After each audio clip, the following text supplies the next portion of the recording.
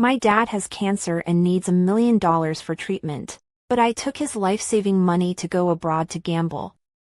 The day I returned to China, I got off the plane and went straight to the casino poker table.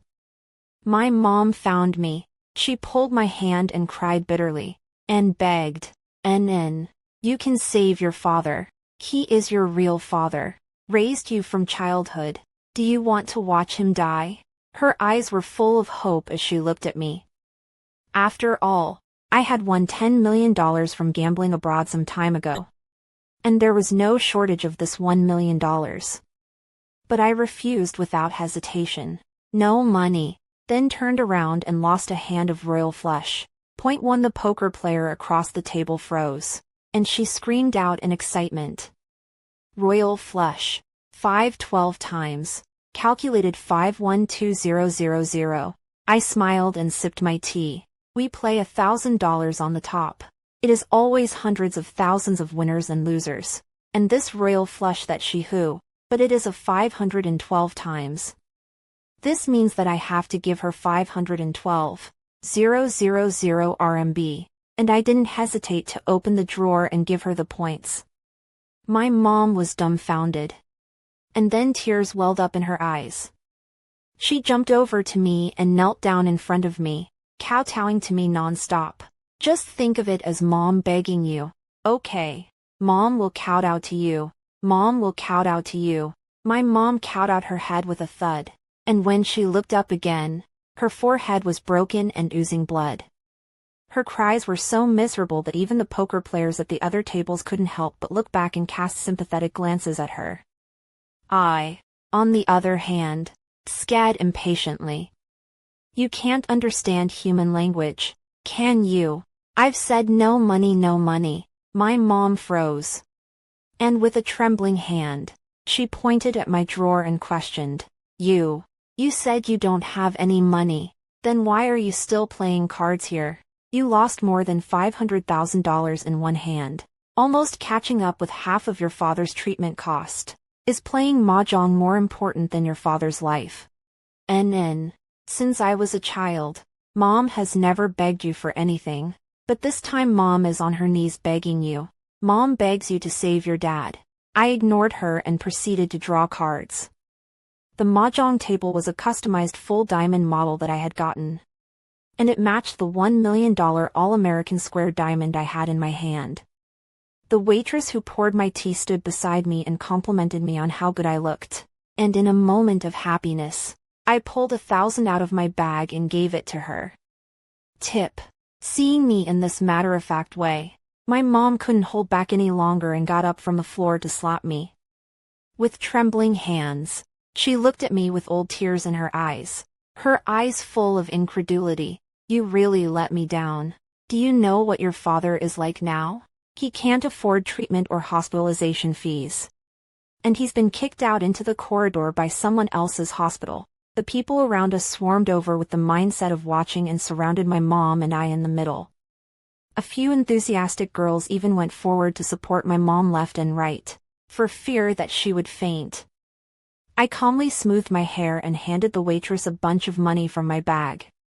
Change these into points for me. The waiter was about to take the money and leave, but was stopped by my mom. Girl, you can't change it for her. This is her dad's life-saving money. You guys can't even imagine what her dad is already suffering from the disease. She took out her cell phone and clicked on a video to show the people around her. In the video, my dad was thin and withered, his hair falling out, sitting in the hospital corridor, helplessly shedding tears. He said in a hoarse voice, "Wife, don't make things difficult for An'an. If my old bones are gone, they're gone. $1 million is better to leave it to An'an. She's our only daughter after all." After saying that, my father coughed out a mouthful of blood, splashing on the blue and white striped hospital gown. Some of the soft-hearted people around have already started to shed tears. The waitress is even more difficult to ride the tiger. She looked at me with a face of tangled intolerance. "Miss, or not this money or..." I rolled my eyes and turned my head to look at her. "You are doing service. But not charity. You care about my money. How to spend. I'm your SVIP customer here. If you don't hurry up and go change the points for me, I'll go and complain about you. Hearing that I was going to file a report. The waitress' face suddenly turned pale. She bent down and apologized to me, and quickly went to change the points for me. I took the cards and looked condescendingly at my mom. My face was one of unhidden disgust. It's all about his life. What can I do? Besides, if he dies, then he dies. He said himself. His old bones are gone, and he's going to leave all his money for me to spend. Stop yelling here. It's embarrassing. Just go back. My mom clutched the corner of my coat with eyes wide open and asked me in a trembling voice. An'an. Mom remembers that you went abroad to gamble and won $10 million some time ago. You don't even lack this $1 million. Why aren't you willing to save your dad? I impatiently shrugged off my sleeve and yelled towards her. Can you stop pulling me around? Your hands are dirty. This is my new coat. Can you afford to pay for it if it gets dirty? Besides, I won $10 million is that I have a life of great wealth and prosperity. My father, he got cancer, that's that he didn't have a life of enjoyment. People should recognize their fate. Why should I use my money to save him? After saying that, I patted the place where my mom had just scratched with force, turned around to continue playing cards, but I was deadlocked by the enthusiastic people around me. You can't play cards anymore. You're such an animal. How can you talk to your mom like that? Right. What an uncultivated, ungrateful wretch. Winning $10 million but not willing to take out $1 million to cure your dad. I've never seen such a heartless person. That's still has the nerve to play mahjong here. If I remember correctly, she lost more than $500,000 in one hand. Right. In her eyes. Her own father's life is not as important as her cards. Perhaps not expecting me to be so heartless. My mom's eyes went black and her body swayed, almost fainting. She stabilized her feet, knelt on the ground and walked towards me on her knees, shivering and grabbing my pant legs, begging me with a hoarse voice. An'an, let's pretend that mom is begging you. Your father and I have raised you for more than 20 years. So for the sake of raising you, save your father. The big deal is to consider this money as us asking you to borrow it. After your dad is cured, we will definitely find a way to pay you back. Even if I have to sweep the streets and pick up garbage, I will definitely find a way to pay you back. Consider this a plea from mom to kowtow to you. 3. The biological mother kowtowed to her own daughter and said she would borrow her daughter's money to give her father medical treatment. Everyone present was moved and began to wipe the tears from the corners of their eyes. She was about to kowtow, but was pulled back by the little girl behind her. Auntie, don't you do that. Yes. We've already called the police. When they come, they'll see what she says. Such an ungrateful person should be struck by lightning from heaven. Being noisy, I lost my card money, raised my hand to look at my watch, and asked in a cold voice, finished. Can you get out of the way when you're done? I still have a beauty appointment in the afternoon. If I'm delayed, will you pay me back? My indifference deeply pierced my mom's heart. She cried and howled and came over to pound me, crying bitterly. You animal, ah ah ah ah. Our family is not well off, yet your food and clothes are always the best. Your father can't afford a new pair of shoes for several years, but he saves money to buy you designer labels, just because he's afraid that people will look down on you if you go to school in the city. When you were sick as a child, your father and I went from door to door, kneeling down and begging for a cure for you. You were sick for several years, and mom begged for help all over the internet, and only with great difficulty were you cured. Now you have $10 million, but you are dead set against taking $1 million to save your dad. You really let me down. If I had known this, I wish I had never given birth to you. I was silent. What my mom said was indeed true. I had been in poor health since I was a child, and it was only through her and my dad's careful nurturing that I was able to grow up. In order for me to have a mouthful of eggs to eat, my dad worked day and night in farm labor. In that place where every family was giving sons over daughters, only my family treated our daughter as a treasure, and even borrowed money to send me to the city to study. I can say that I have such a good life now because of them. My silence made the crowd think that there was room to turn things around. So under their expectant eyes, I stood up and kicked my mom on the shoulder. "Damn old woman, didn't I tell you not to touch me? It's dirty." I scanned the crowd around me again with cold eyes. "If you guys are heartbroken, just pay to save him. $1 million is not a small amount. Stop morally kidnapping me here." I pushed through the crowd and left in stride. My mom was about to get up from the ground to chase me when she received a call from the hospital. She shakily clicked on the speakerphone and the doctor's sorrowful voice came out. "Patient Richard Johnson has sadly passed away. Please also come to the hospital quickly to take care of the follow-up." My mom couldn't hold on any longer and passed out after wailing. Hearing the news of my dad's death, I really don't know whether to be excited or happy. I left without looking back and took a taxi to the beauty salon. For because my dad died, my mom will never pester me for that $1 million again. So I was in a great mood, and not only did I get a facial, but I also spent a few $1,000s to get my nails done and posted it online. The comment section was full of netizens cursing me. I then realized that the scene at the casino today had been filmed and posted online. The video quickly climbed up the hot search in a short time, and netizens who watched the video all hated my heartless indifference and felt sorry for my dad and mom's miserable encounter. There were even spontaneous donations for my parents. Some netizens who were also in the hospital sent out a video of my mom and dad.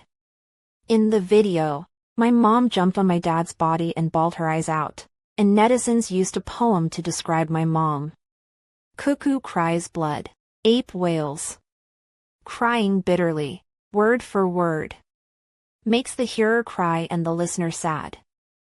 I clicked into that phrase as well, and posted a couple photos from my Twitter account. In the photos, there was the mansion I bought for millions of dollars.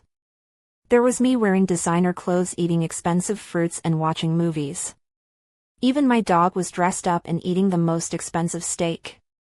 With my happy life in stark contrast to my parents' misery, netizens swarmed to my Weibo and abused me with the dirtiest words. They even posed my picture as a posthumous photo as an avatar. Looking at their anger, I smiled and poured myself a glass of red wine.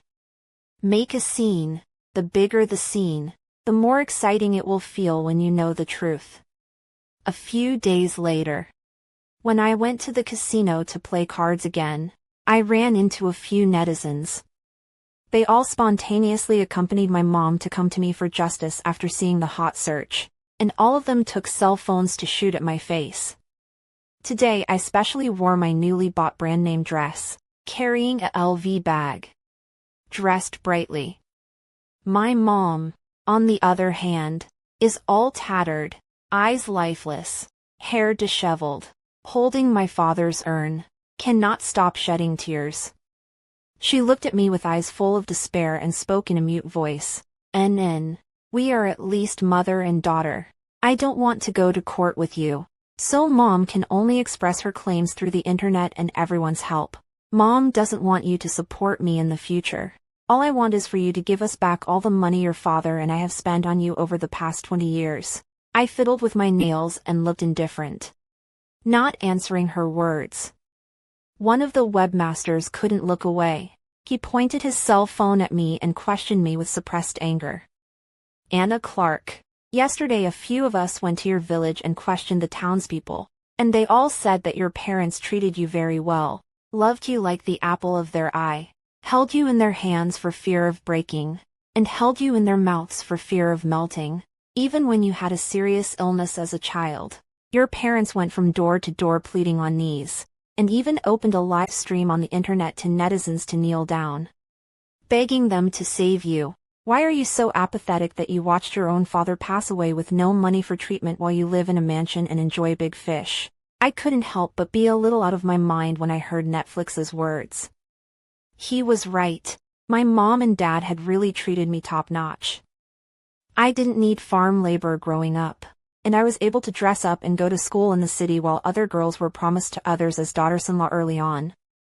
When I was in college, I wanted to work part-time, but my parents said I should enjoy my college life and not wear myself out. And even gave me $2,000 a month for living expenses. When I was a kid and someone bullied me, they would take a broom and shoo people away for 2 miles. Even when I scratched some skin, my mom would shed tears of pain.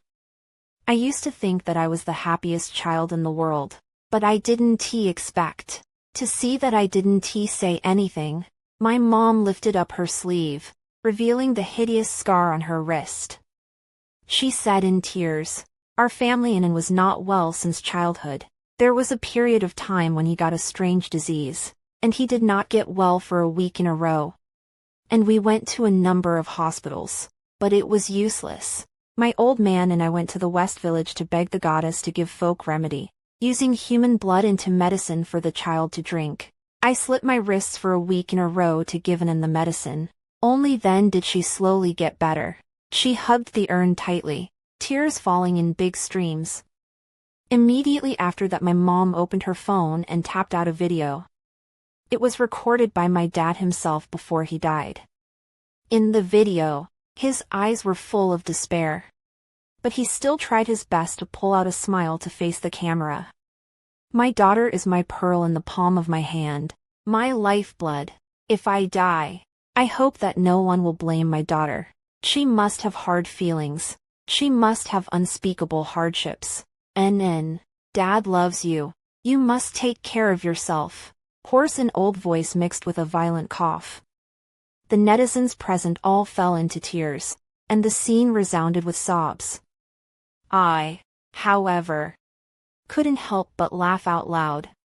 Seeing that I actually laughed without conscience, live stream room, all the audience began to scold me. My mom spoke up at the right time. "Your father and I have invested countless amounts in you over the years, but I only want $500,000 from you. $500,000 is not enough for you to lose a hand of cards, but it can buy out our mother-daughter bond. From now on, you don't have to support me, and I won't look for you again."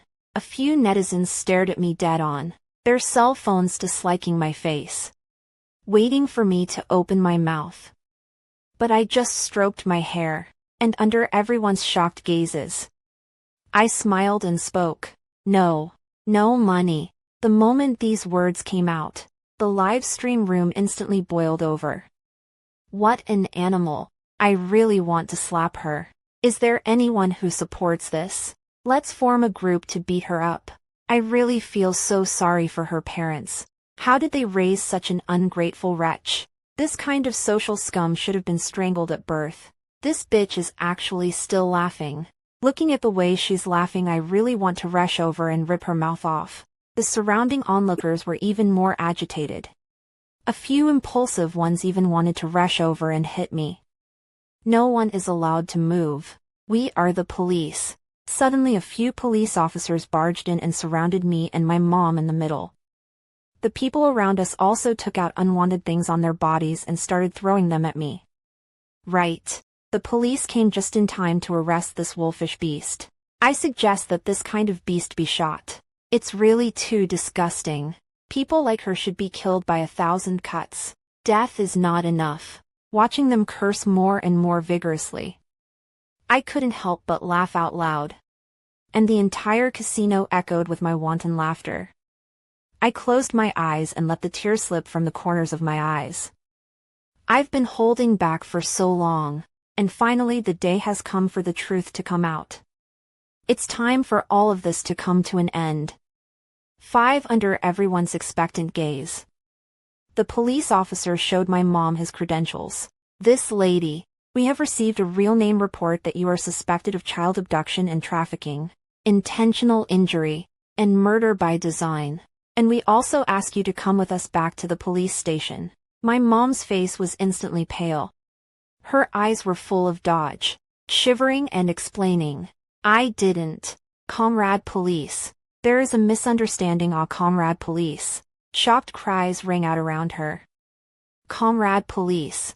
Are you guys arresting the wrong person? Obviously this woman is the one you should arrest. Yes. This aunt is very poor. Just died her husband. Her daughter still refuses to support her. My mom cried and howled and rushed over, pulling my arm and shaking it hard. An'an, how could you be like this? How could you falsely accuse me like this? I looked at her coldly as she went crazy, and spoke one word at a time. Are you sure? You're my real mother. I pulled out a paternity test from my bag and handed it to the police. The paternity test shows that Margaret Smith and I are not related by blood. Margaret Smith didn't deny it and let the tears fall all over her face as she sighed and explained. That's right, Anne. You are indeed not our biological daughter.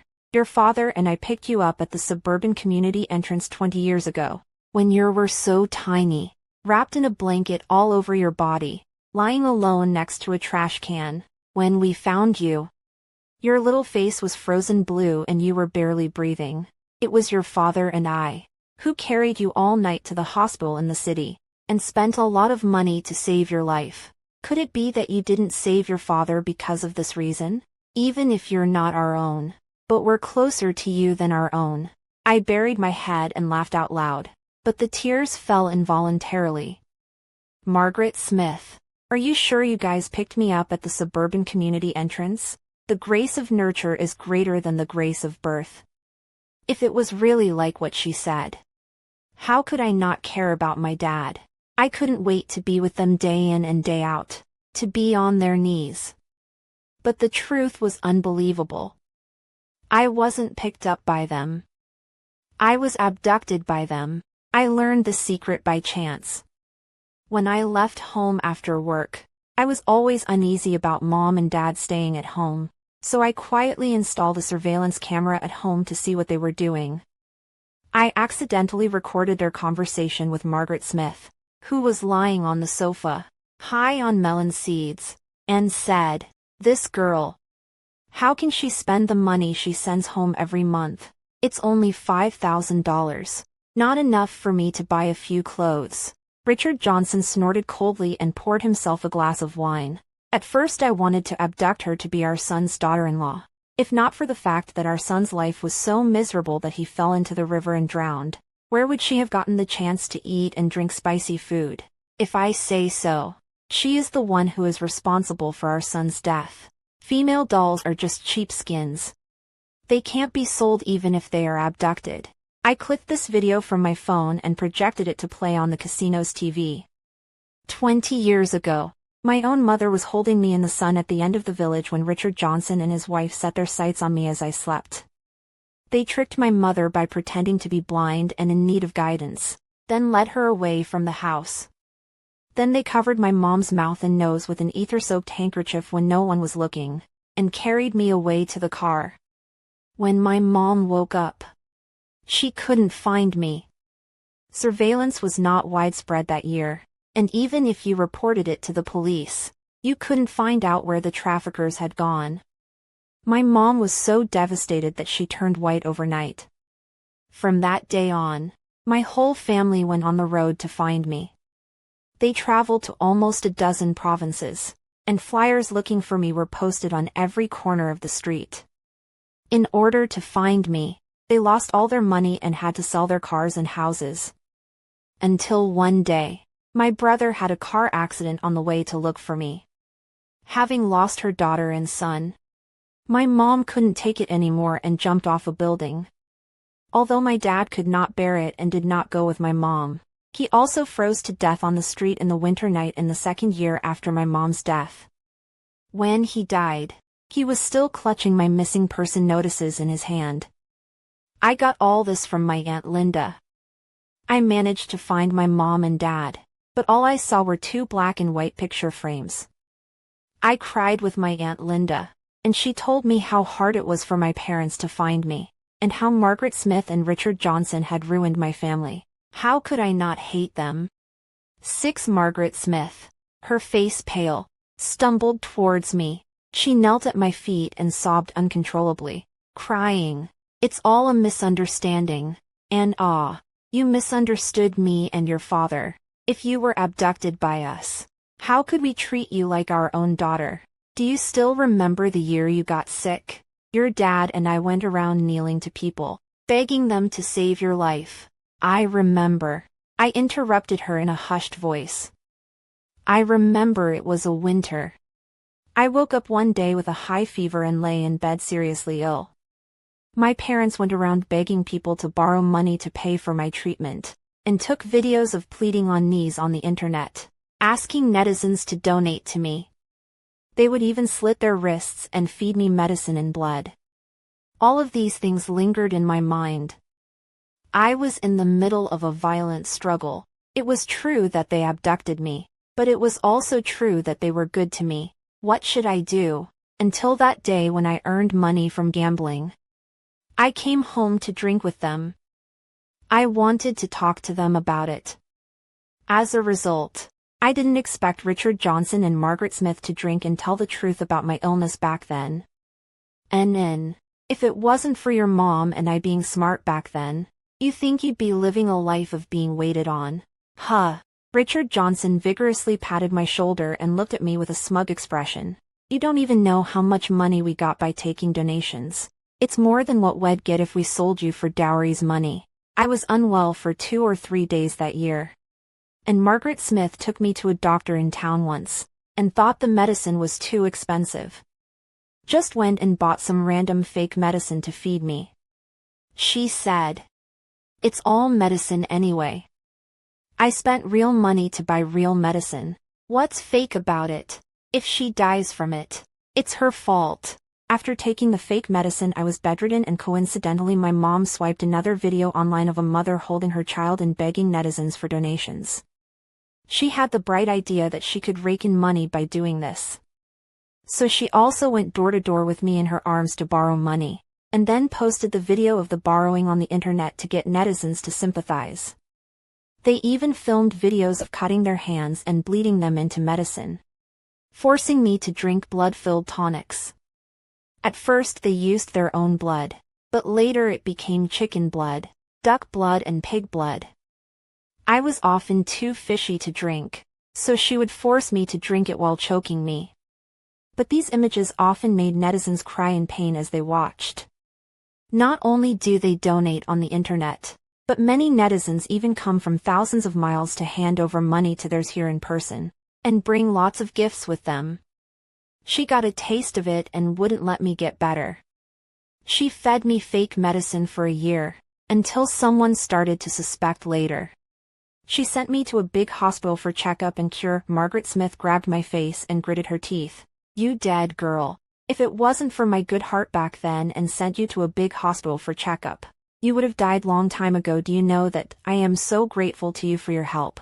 I'm so grateful to you for your help. You should know how to be grateful. Give me all the money you won from gambling to spend. Richard Johnson also chimed in, chewing the peanuts in his mouth with a clicking sound. Right. When you get the money, deposit it all on me and your mom's cards.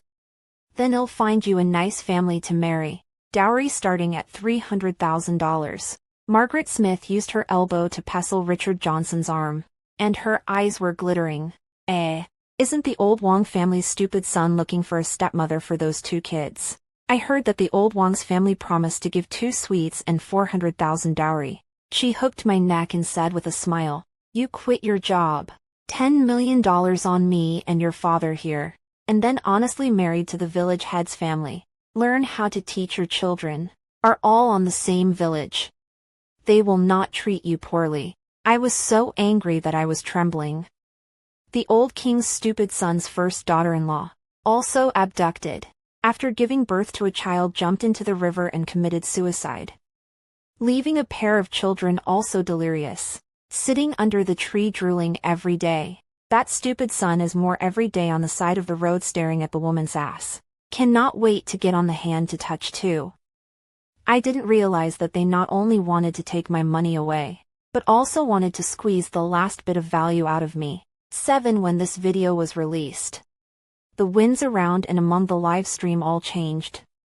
All of them started to hold it for me. Some people even found the video of my mom filming me drinking pills and posted it online again. The video showed me with false eyes, resisting the blood-soaked tonic that night, which Margaret Smith ended up pouring into my mouth as she cried. Oh my God, you guys, look at that. She didn't even volunteer. Look at the pain on her face. I can't even imagine what it tastes like for her to drink such a bloody bowl of tonic when I can't even eat a bloodwurst without it being fishy. I can smell the fishy odor through the screen. Too disgusting. I take back my previous words of scolding her. This girl is really so pitiful. Not only was trafficked, but also used to force to use to make money, and even her parents want to marry her to a fool. Seeing that everyone's are starting to favor me one way or the other. My mom started to panic. She hugged my legs and burst into tears. An'an, these were all your father's ideas. You know I'm a woman. I don't have much say in the family. I can't resist anything your father says. And didn't we not marry you off to old Wang's stupid son? That was all drunken nonsense from your father and me. You're the one we've watched grow up. How could we possibly send you into the den of wolves? Even if you weren't our child, we did treat you like our own daughter. Otherwise, why didn't we marry you off to someone else for dowry earlier and send you to school instead? If it wasn't for me and your dad, would you have been able to go to college and find a good job? I just watched quietly as she knelt down and cried bitterly, my heart spreading sour. I remembered how they used to love me in the village, and would take me to the street kiosk to buy candy to eat. When other girls were at home in farm labor, they would let me go to school. Even when I was disobedient and unruly, they didn't beat me, but stayed by my side. I was the child they raised with their own hands and sent to college. I used to think I was the happiest kid in the world, having the best mom and dad. Then I realized that they didn't do that because they loved me at all. It was actually because a lot of netizens started following me after she used the whole "I'm not well" thing to gain sympathy. They were so nice to me because they wanted to look good and build a persona. They already hated me in their bones, thinking that I killed their son and couldn't do anything about my money tree. Luckily, I was able to get scholarships every time and even worked part-time on weekends after I got into college. They became complacent, thinking they had given me everything. While I spent my weekends serving dishes in restaurants, they spent their weekends eating and drinking in their hometown with their netizens' donations. Where were my real parents at this time? They were still searching for me in the wind and sun, crying until their tears dried up and their temples turned gray. They even became penniless in order to find me, and sometimes they were so hungry that they could only look for food in the garbage cans. I didn't kill their son, but my parents and my brother died because of them. If they hadn't stolen me away, I would have had a happy family. I still would have gotten into college. I still would have worked well. They didn't get me these things. They got them because of me. The pop-ups between the 8 live streams were flying. There were still some Virgin Mary sympathizers out there who felt a little bit sorry for Margaret Smith when they saw her crying like this. I think her parents still love her. It's one of those love-hate feelings.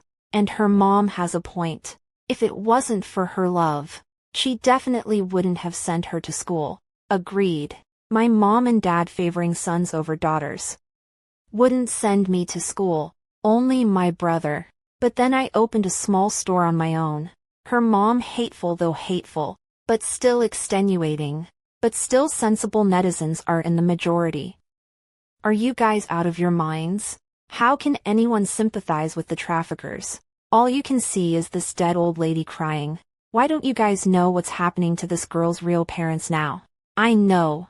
I'm a friend of this girl's parents. I heard that her brother had a car accident.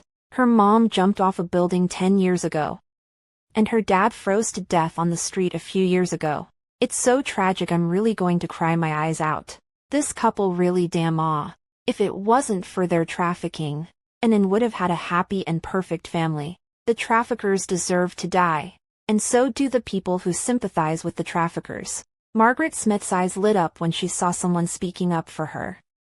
With a pleasing smile on her face, she hugged and shook my thigh. Yes, Anne. If we didn't love you, how could we have named you Anne? Now that your dad is dead, can you please? For the sake of all the years we raised you, don't let me get caught on. I kicked her away and looked up at the cops. Wait a minute. I still have the security camera footage here of the couple designing to murder me to cheat me out of my winnings. As soon as the words left my mouth, another video was dropped on the television.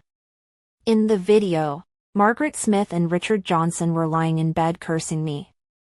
This little bitchy hoof. How come you haven't credited $10 million to our cards after all this time? And she doesn't come home. I call her as many times as I can every day and she refuses to come back. Richard Johnson lit a cigarette and took a drag. A face of impatience. In the beginning, I should not have agreed to her working outside. I should have married her to someone in the village earlier, so that I could tie her tightly in her hands. This dead niece has grown up. Her wings have hardened, and she's not easy to control. Margaret Smith didn't know what to think of. She tilted her eyes and slapped her thigh. Isn't the money ours if she dies? I remember she even bought herself a huge amount of money. I remember that she also bought a huge insurance policy for herself. When the time comes, millions of dollars of insurance money is also ours.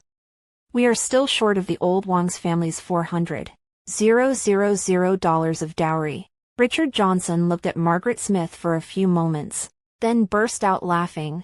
You're quite a smart wife. But how are we going to get her killed? If we are found out, we are finished.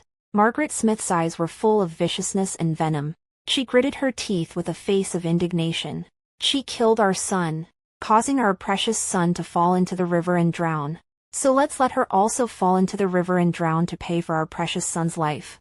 Even now, when I hear this passage again, I still feel a chill down my back. 20 years. Even a dog has feelings, right? They actually wanted me dead for my money. From that day on, they coaxed me to go back every day for various reasons. From playing the card of affection at the beginning to coercion later on. But I didn't fall for any of them. Until one day, Richard Johnson found out that he had cancer, and the treatment cost was $1 million. Margaret Smith and the others called me a lot and I didn't go back. So they were so angry that they came to the place where I was working to look for me, and asked me to go back to get the money for my father's treatment. In order to avoid them, I took the money and went abroad to gamble. I played for half a year before I came back. In the past 6 months, they had no money to treat the disease, and could not find me where I was. Even if they initiated fundraising on the internet, they could only sporadically scrape together $200,000 to $300,000, which was not enough to treat the disease. I know Richard Johnson will not live long, so I returned to China some time ago, and put out the news that I was at the mall again. Margaret Smith was sitting on the floor rolling around playing the fool when she, perhaps knowing she was finished, began to let out a high-pitched shrill popping sound. Seeing that the police were going to pull her, she struggled again and ran over to me begging. I've been raising you for 20 years anyway, Anna Clark. I'm your mom. Mom knows it's wrong. I'm sorry. Your father is dead. I'm all alone now. I don't want your money. I'll go back to the countryside. Okay. And just think of it as mom begging you. I didn't say a word the whole time, just looked at her with an indifferent face as she was taken away by the police. Seeing that there was no possibility of her turning over, Margaret Smith completely stopped pretending, and she began to insult me with a hideous face. You bitch who killed my son, you and everyone in your family deserve to die. They'll tell you the truth. Your mom and dad once found a small town up here. I got someone to scam them out of all their money. They're such a couple of idiots. They believe whatever they say. They deserve to die. And you deserve to die too. You killed my son and then my husband. I won't let you go even if I die. You bitch. You're such an unfilial, ungrateful wretch.